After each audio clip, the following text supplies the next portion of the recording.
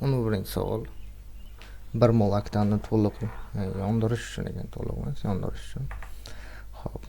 S8H18 yondirildi, hosil bo'ldi.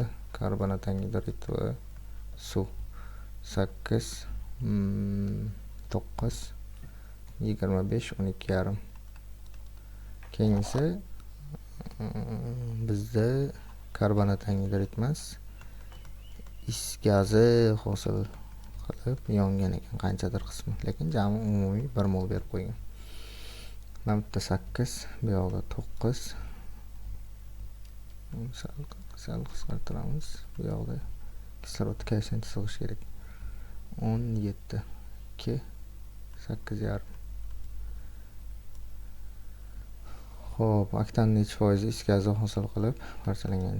X, Y jami 11,7 mol kislorod sarflangan. Mana bu 12,5 X bo'ladi, mana bu 8,5 Y bo'ladi. Tenglama X plus Y imiz teng ekan 1 ga. 12,5 X plus 8,5 Y imiz teng ekan 11,7 ga. Chiroyli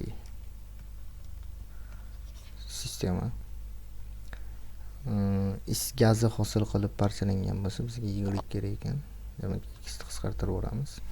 12,5 dan 8,5 ayirib o'ramiz. Chiqadi bizda 4. Y barobar 12,5 dan endi 11,7 ni ayirib o'ramiz. Chiqadi bizda 0,8. 0,8 ni 4 ga bo'lib o'rsak 0,2.